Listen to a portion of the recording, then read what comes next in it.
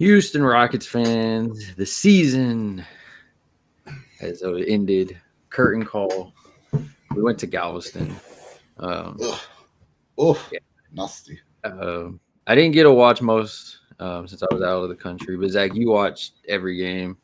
Um, I watched every game, some of them twice. yeah, I watched highlights and stats, and you can only get a certain picture from that. I feel Mm-hmm. so. There was parts of, like, of course, arguments and talks that I heard, and I had to go read back and look at everything and then listen to what coaches were saying. Like I And can't I can't speak for anybody else either. Like I don't sympathize with anybody who's but heard about us losing because I'm a Jalen Green fan, so I had to I had to listen to it, and it's like I didn't want to fucking hear it. To be honest, I yeah, really didn't. I mean, we lost. I mean, it like every game was uniquely different. You know what I mean? So yeah, like it's hard to say. I mean, so they played defense a certain way on game one. Jalen went off game two. They forced the ball out. They made the other guys beat him. I mean, you could talk. I don't even want to talk X's and O's because every game it had the common denominator of the fact that score enough. But like on defense, it was there. You didn't turn the ball over too much. We rebounded well in the games we won. So the games we won were us doing us. So like yeah, there's something there to me. You know what I mean? Which yeah. begs the question, like, why the hell are like we not even eliminated yet? And people are already coming up with trade scenarios. Like I had to listen to that for 2 games, and we hadn't even played 6 or 7 yet. So that was kind of discouraging that our fans suck like that. But It it's interesting because being a Houston fan, we right, know that it takes time to build stuff. Like, if you mm-hmm. really look at the Astros, the Texans, what they're doing, yes, you get a ton of fans that are like, "Oh, championship year, championship year." No, be realistic. You need to get that playoff games, playoff atmosphere, all that under your belt to really feel. Astros in Kansas City. Oh man, we could win. They whooped the shit out of us, and we were like, "Oh, we needed that." That's the thing. Like, because that's the correct way of thinking. Yeah, you're right in that, but you didn't watch the games. Yeah, So I only want to contradict that statement with one thing. Houston fans were shitting on each other and the players because whether we admit it or not, thought we was about to go through them. Like it felt that way when Houston was playing good. We were the better fucking team, bro. So like even if you were doubtful, there was a point in time. It's like, oh shit, Houston is gonna win this, and then we could. Damn, I thought we figured it out, but then we didn't figure it out, and then we were just like counting our chickens before they hatched, and it's like shit. So I'm with you, but it pisses me off because I feel like we should have won that series. I feel like we were the better team, and I feel like we would give hell to whoever we would have played. Because if we're being honest, it feels like the West that the playoffs are open. yeah. I mean, you see what's going on in the next round. It's like wide open for everybody. So it's like, damn, if we were there, we had a good shot at doing something. Yeah. I mean, for me, I listened to Udoka, I listened to Stone. You sent me the Gilbert Arenas podcast thing. Like, I tried to take as much in as I could. And I mean, of course, the trades that were coming out, I told you the 4 trades that Bleacher Reports, and those were some of the dumbest trades I've seen so far. At this point, I don't want to review the series because it's not worth it. Yeah, Because I honestly could go to each game and find something that everybody did wrong. So, yeah, like, what's the point of blaming it on one person when everybody just takes a team lost? It's just a team. You know what I'm saying? yeah, So, like, there's just no point of nitpicking that. But you know me and I operate under the thought process of I like keeping that shit together. I'm convinced that teams that stay together win, i.e., the Bucks, then the Nuggets, then the Celtics. They kept their shit together. You know what I mean? I feel like even though we got beat by Golden State in something that we could have won, this team earned the right to run it back. I feel yeah, that way. Like I'm not so quick to make a change because I feel like, for one, they deserve the right to earn it back. And then two, are you sold if you make a trade and you put Kevin Durant in that situation, we still win? Because I'm not. Because what the fuck are they going to do? Give the ball to Durant and they're going to double him just like they did Jalen or Sengun? So, like, are we really just one superstar away? I don't know. No. It's like Gilbert Arenas said, time. Yeah. It's time. You can't. People compare players that we have to other players, but then you don't look at the age. You don't look at the amount of basketball that they've played competitively when it mattered under their belt. And it's one of those things like everybody shitted on the Facebook post when Lou Williams was like, "Oh, if the Lakers would have gave up on Kobe in that thing." He didn't say Jalen Green is Kobe Bryant. He just said that you, as a fan, need to be realistic and give players time to figure it out. Like, even when Jeff Teague was arguing with Gilbert Arenas and he's like, don't compare them to Boston because the talent's not there. And Gilbert's like, I'm not comparing them. I'm saying we gave Boston time to develop after everybody was saying trade, break it up, trade. And look, they developed into it. You have to give them the summer to figure out their mistakes. Both of them came out. Sengun and Jalen both came out. Jalen said he had the shittiest game ever, like games. He played like shit. Sengun literally said, I need to do better. I had a better offensive game last year than I did this year. I struggled. And we both, like, they both are like, I Okay, need the summer to the figure it out. Sengun statement that you just used, Yeah. that's what it was. It was like, get rid of Jalen, and then we would defend Jalen and say get rid of Sengun. Like, it was either or, right? But like, I believe people until they give me a reason to not to. And I'll say this: on their press conference after that game, I heard what I wanted to from both of them, and without asking. Yeah. Sengun, what you just said, he said before the statement you made, Sengun's words were, "What I learned in this series is how to play real basketball." He emphasized real basketball, which means he realizes a lot of what he doing was bullshit. You know what I'm saying? It's like, okay, we're not nitpicking at what was bullshit just yet, Sengun, but you realize there's some bullshit going on with your game, right? I would think he would say yes to that question. Yeah. On the flip side, then he fucked up and said my defense was really good, but my offense was bad. And I was like, you had me, bro, and then you lost me because your defense is atrocious. But that's neither here nor there. But then Jen said exactly what the fuck I want to do. They were dropping question on Jalen's like fast. And Jalen, for one, he pisses people off because he has a very nonchalant attitude and he mumbles and he acts like he don't give a fuck. And I think he really does. He's just a sensitive ass dude. But I think that pisses people off, for one. But two, they were asking him questions on like, what are you gonna do? What are you gonna do? What are you gonna do? And he kept saying, I'm gonna work. And then the one guy finally asked the right question. He was like, well, what do you think you need to work on? And Jalen's answer was, it don't matter what their game plan is. I'm going to have something in my bag to beat that shit. And I was like, oh, so you realize you need to know what, like, just don't be working on bullshit. You need to know what to do and when to do it. I was like, that's what I wanted to hear. I'm good with that answer. It's like the podcast you shared. Gilbert Arenas said, he goes, you need to have a bag for when Curry's guarding you, a bag when Draymond's guarding you, a bag when this Jimmy Butler's guarding you. Like, you see it with the great players. You see it with the 6 men players. Like, have something in your bag. But like we said at the beginning of the year, oh, they've been here for 4 years. I don't count those Steven Silas years. They didn't learn shit. And like, now they didn't learn shit. I'll give them that. So I'll say this: I them against them with expectation, but I feel like you didn't learn anything like you on your own. Yeah. So that's a little discouraging. That's neither here nor there. Yeah. It's like, what are you doing? The point is, bro, is I don't really want a big shakeup. Yeah.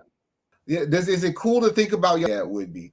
But the ripple effect that would create with what we would have to give up is just going to be a completely different team. Yeah. Like, it'd be different, like, if you got the number 1 pick for Cooper Flag and you're like, oh, now I got a bargaining chip or I can get him. Then that changes the narrative because people are going to be like, well, I might take Cooper Flag, bro, and keep that pick. Well, that's what I'm saying. Now the narrative changes even higher because it's Cooper Flag, But also, somebody that wants to rebuild will be like, hey, I'll give you my superstar for Cooper Flag. Like, so the narrative changes even more. But it's one of those things where it's like, the media loves add this guy, add this guy, add this guy. The amount of teams that didn't listen and just kind of stayed there are doing really well. Look at the teams that made the drastic changes. Minnesota Timberwolves, they made drastic changes and they got worse. I mean, like, well, it's hard to Dallas. say they got the second round. Yeah, but it's like it's like some of these teams do too much movement, and it's like, nah. And then it went back down to like when Rafael was talking about there's two ways to win games. It's you outscore your opponent or you go the defensive route, and they like the second route. Yeah, the way he's stupid, but I get the gist of what he was saying. He's one of those people too. He'll dance around the question, giving you absolutely no answer to it, but it sounds like an answer, but really in reality, he just basically told you bullshit. And I love it. And I'm gonna tell you why. Because with bullshit that he's feeding you, he will not allow you to talk shit about his players. Like, you don't. When Jackson Gatlin made asked that question about the data and Jalen Green being off the court or whatever, that fucker looked at him and said, that is a flawed question. And he gave him a stupid answer. He's like, I can make data say whatever I wanted to. I was like, yeah, you're just not going to pick on his people like that. Obviously, he had to stick up for Jalen, but he did it in an asshole way that I believe he meant it. Yeah. And I didn't used to fucking like Stone. I really didn't. I hated the motherfucker. Yeah, but he's growing on me. He's growing on me. He kind of reminds me, and I know fans fucking hate him also, like Dana and like Dana Brown and Nick, like they know when to talk to the media. They know how to talk to the media, and they know to not give shit out to the media. Like, no, I tell you who Dana Brown, who Rafael Stone reminds me of is when James Click was the GM of the Astros. He was that guy where he knew where the boundary was. He was gonna be fly to that point, but I guarantee you, when he gets out of the proximity of the cameras, he's grabbing his nuts and told everybody he did that work. Yeah. Because that's just what he does. You know, that's who he reminds me of. Yeah. Yeah, he about his shit. I mean, a lot of fans are not happy when he kind of hinted about running it back. And I mean, he was like, I'm not going to leave trades off the table. Nobody's untouchable. But I wouldn't be upset of doing this again. No, because think about it. Like, in my personal opinion, I would be trying to figure out a way to incorporate Reed Shepherd more. Because, like, what we lacked is what he offers. So, Come on. And then Jabari has to have a more prominent role. Yes, the thing I kept seeing about him was like how dominant he was when he did come in, and like there was parts of the games I saw when he came in, so I was like, ooh. Hey, I'll say this: Jabari missed. Like, I know sometimes he don't do a lot on paper, but he does a whole lot on the court. Yeah. And when Hifu broke his thumb, we just couldn't rebound the ball, and he came back, and then nobody could rebound on us. So I don't know what he does all the time because I'm watching other shit, but we just rebound better with him. Like, we're elite at that. Yeah. I mean, Jalen's 23, just turned 23 February. Sengun's 22. They're so young. I run it. I'm not saying don't. If a good thing comes across, entertain it. I'm not saying doing it. Entertain it. But don't go out there spending money you don't have to spend just because you have it to spend. Yeah. So who on the team, just right off the rip, do you think is for sure gone? For sure gone? Yeah, like who do you think? I don't foresee Jock Landale and Cam Whitmore back at all. But only because and Dylan Brooks are contracts that are tradable. Like, people would want that. And then for some reason they just don't fucks with Cam. Like, I felt like, and I'm not speaking for Ime, but he was very fucking annoyed by that question about Cam at that presser. He was like, we've had plenty of conversations on what it's going to take for him to get, or a player to get on the court and stay there. And I was like, yeah, they don't like you, bro. They don't like you. There was I'm telling you, that day I saw, we were asking like, damn, why isn't Cam on the court? It was a perfect game for him. And Yeah, the but you day, didn't see it. It was one of the games we won. I don't know if it was 5 or 6, whatever one we won by most of the more points. He put them fools in with like 2 minutes, right? And for the whole game, I don't know how we scored so many points because our spacing was fucking bad. It was bad. It was like they were playing duck, duck, goose on one side of the court. Well, long story short, Cam's at the kind of towards the ball's at the top, and Cam's pouting because he's in the game for some reason. They pass him the ball, he just catches it, pass it right back. And he was like, I don't fucking want it. That's what it felt like. And I was like, oh, yeah, you're gone. Your ass gone, boy. yeah, I'm telling you, I'll send him to Washington for Marcus Smart. I'll do it. I'll do it too. Yeah. Hey, Washington, here you go, bro. Him and Jordan Poole gonna ball, bro. You gonna Yeah. It's like, oh man. Yeah, there was just that one time where he didn't get playing time and they kept asking Ime, and then I saw the picture of him out with like 2 like escorts and stuff, and he was like, don't remember shit last night, but it was a fun time. And I was like, you look like shit on the court right now. So hey bro, do you? Jabari's the tricky one because he's the next one due up for an extension. And you're the number 3 pick, so you're gonna have a big extension. Yeah. So unfortunately, he might be a casualty of the business if a trade does happen and they have to entice in some way, which sucks because Jabari's a good ass player. Yeah. I mean, all eyes are on Amin, but that's probably a good thing. Yes. I don't give a fuck. Amin can do what he wants. Amin, even though I don't consider Amin Thompson the kind of player, at least at this point, that you could build a franchise around, I don't think he's that yet or sold. I'm not sold on that yet. He took the team from everybody in game 7. Like, he let it be known whose yard they're in, and it's his. So yeah. When Steph Curry puts a picture of congratulating the Rockets on how they played, it's a picture of him and Amin. It's like, oh yeah, you didn't have to do that, bro. You could put a single picture up. Because he, like, we always say, like, oh, Dylan Brooks embodies the Ime style that let's start shit, yada yada yada. But like, now Amin embodies that, but competitively on the court. Like, that's what we are. We're not Dylan Brooks. We're Amin. Yeah, that's a good person to follow. Yep. Now, what the hell we're gonna do? Here's my issue with Amin: is you have to come back. Challenge on you, like calling you out. You have some sort of jump. Like, it don't have to be from fucking. It don't have to be from the 3. But can you get a 15, 17 footer in the back to work off of? And then you're going to average like 24 to 26. Easy. Yeah.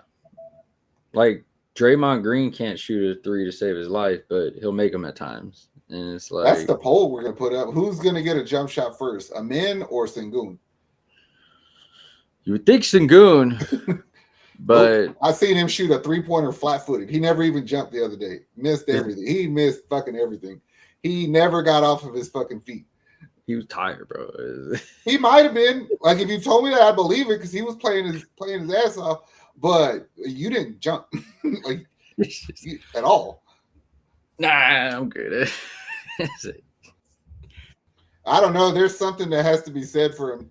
You earn my respect if you play yourself injured like that. Like, he played himself into. Yeah. I mean, team's young. A lot of stories to come in the summer.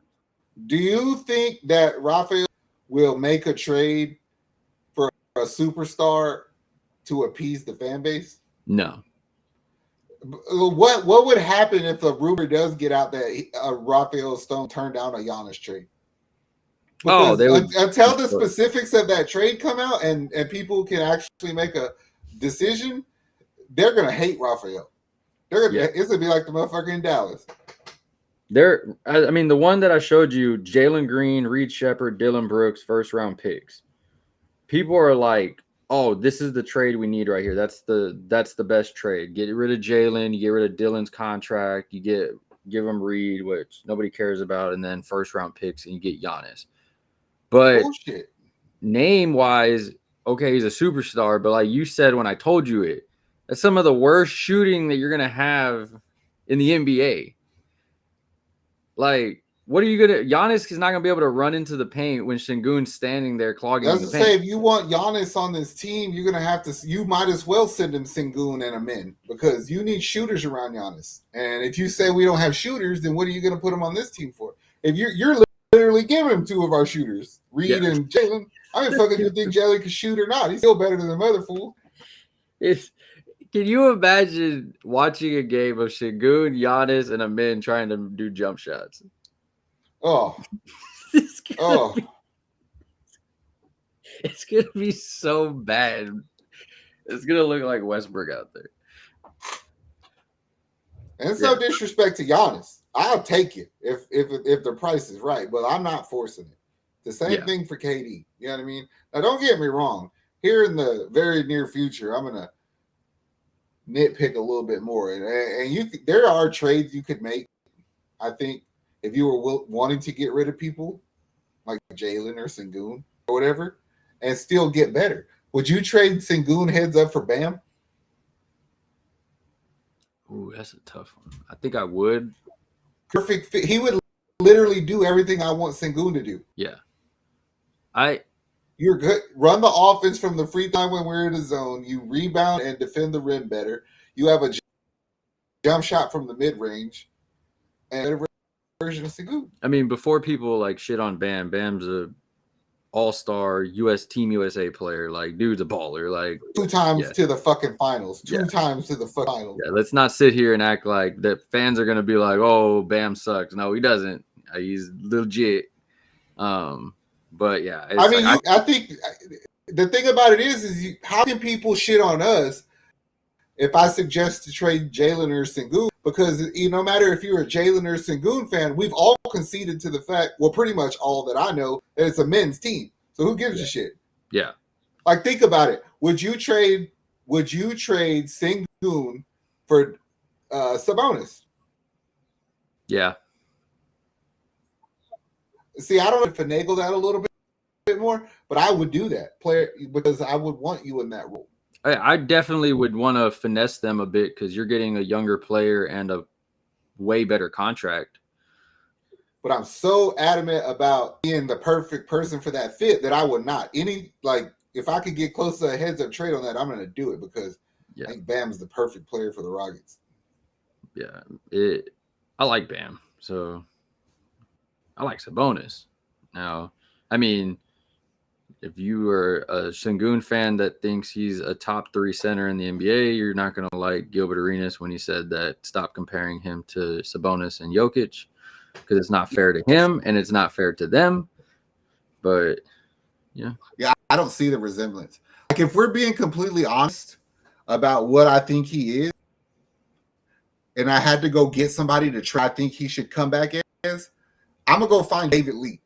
Like the David Lee that played for the Knicks, if Sabonis played that way, instead of trying to be fucking Joker and them, it would help us more. David Lee was a baller in New York. Yeah, but that's the point, is he was just in motion, shooting the mid-range, working off the pump fake, laying up one hook off of either arm, over either shoulder. Like, just do that more complicated. Yeah. And try to back it, post up 22 feet from the rim, and try to make a fly pass every time. You're not fucking Joker, bro. You're not. Yeah. Gonna be interesting summer. I want to see who they work out with. I want to see who those 3 work out with. Who invites those 3 to work out with them, type of thing. Because I'm kind of tired of them working out with people. Yeah. Like, you know what the fuck you need to do. Like, at this point, because if we're being honest, Sengun ain't show here with anything new in the bag. Like, he's got the same game from that used to the first preseason game we played against the fucking Cavaliers. Yeah, your bag is identical. Jalen pretty much the same. Though Jalen, he plays defense now, so I mean, I guess he got better that way. Yeah. I mean, I would do, you know what I would do? If I'm Rafael Stone, I take Jalen and I take Sengun to an empty or a court, just us 3, right? and I would look them dead off in the eye, and I say, the first one of you motherfuckers who could make 20 straight free throws stays. And I'm going to trade the other one. They're going to be there a long ass time. Dog. That's what I'm saying. They're going to earn it because those two motherfuckers better practice some free throws. That whole damn team needs to practice free throws. No, throws. those two specifically. Yeah, I know. Yeah. Them two can't make free throws for nothing. Jalen on fire, hitting everything from the 3-point line. He going to miss our first free throw. Like, you idiot. Yeah. All right. Any last words, Zach, for the Rockets? Nah. I'm a less Stone. I trust Stone now. I don't know if I got Casario trust in him, but I trust him because, like he said, it's like, hey, I don't mind running it back. I don't mind flipping these picks in the future when I need them or whatever. So he's looking at it like a hustler. It's the Houston way. So I trust him. I hope he brings back Fred and Steven Adams, even if it's just to trade Fred. Yeah, they pushed Fred's thing back so they can negotiate a better deal. Steven Adams went on Instagram and was like, love you, Houston, and all that. So it looks like he wants to come back. So, but it's a long off season. So I guess we'll see. Yeah, we'll see. Basketball gods, if you could do anything for us and really let us piss off this league and the basketball world, give us the first over. I dare you. That would be hilarious. Phoenix, that would be hilarious for Phoenix because they lost it, and then hilarious for the rest of the league because the Rockets. Houston would do some shit like recycling, trade Jalen Green first overall pick and Van Vliet to Phoenix for Kevin Durant and like Booker or Beal. Yes. Here's a restart, rebuild. Here's our guys. We're done. It would blow up. Like, yeah, that would be. Oh, yeah, hell yeah. They're like, hell, we're going to Kevin Durant super team in Houston. Yeah. All right, Rockets fans, if you made it to this point, like, subscribe, drop your comments down below. Let us know what you thought. I know a lot of y'all are going to be mad at us because y'all always are mad, but it's all good. Other than that, we're out of here. All love, Houston. Like.